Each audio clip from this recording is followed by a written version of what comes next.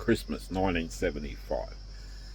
My grandfather, I loved him so much. He was a World War II veteran. He fought in the worst of the war. He saw cannibalism, all sorts of things. His mates got blew up in a tent when he'd gone to get water. So that changes people, makes them a different person. Excuse me. Now, he drank a lot of alcohol. He was an alcoholic. You can't say it any other way. But he come back from the war, and he told me as a kid, he was always straightforward. He never lied to me. He never embellished anything, which I really loved. He knew what an ace was an ace with him. Right? And, if you said, "Is Father Christmas real?" he'll say, "Nope, but it's fun, so enjoy it." It was like that with him.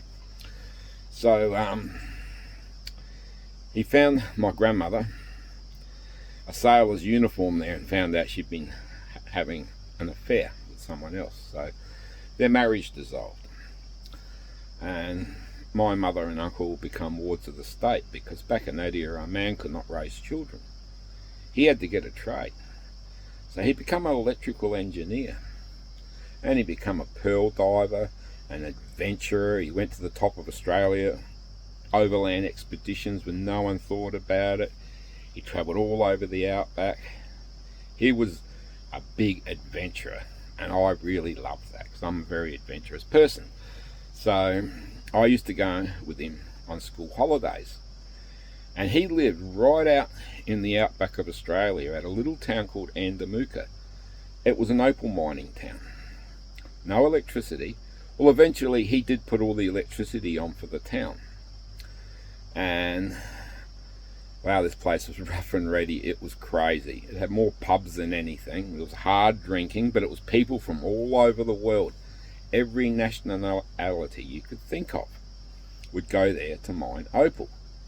Now, my grandfather got involved with the opal, not to mine opal, but to make equipment to polish opal.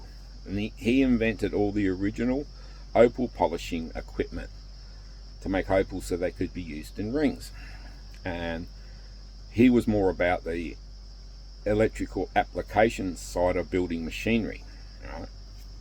So it was around Christmas time, and he said, "Let's go out." And out of town about 40 miles, there was a large dam of water. It was man-made, and it was actually made for like the sheep stations, because some of them are huge. I think the one around there is the largest property in the whole world, of 7 million acres. So what they'd do is they'd go in a bulldozer, scoop this down. It's desert. There's no trees. There's nothing. It's flat as far as you can see out there. And salt pans and stuff. It's godforsaken country. It's just all like low salt bush. And in these dams, they would fly over with aeroplanes and drop yabbies, or I think in America, they're called red crawfish, I think you call them, in the southern states of America. They drop them in to the water, so the dams were full of them. So we went out there, and I started catching them. It was the day before Christmas, and stinking hot. Well, Grandpa got onto a flagon of wine, right? And he was plastered, right?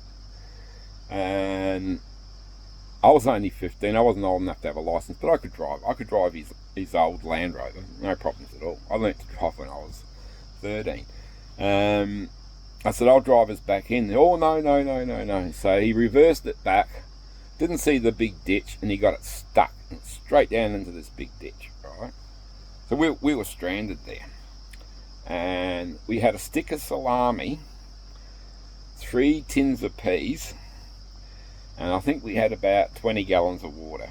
You could drink the dirty water in the dam. And we had plenty of yabbies, right? And we had to live out there. We actually lived out there. We couldn't get anyone on the old radio. We just couldn't pick anyone up. And because it was Christmas and all these miners and people were partying, they didn't miss us. So we spent from Christmas to New Year's Day living out there. And it was around 115 degrees every day. It was hot, like super hot. I spent a lot of the time in the water, right? And the old grandpa, nothing fazed him. Yeah, they'll come. They'll turn up. I think he was more worried about his wine, than anything else. But that's who he was, And when I think back, what an adventure, being stranded in the desert between Christmas into the New Year. And what an experience, crazy.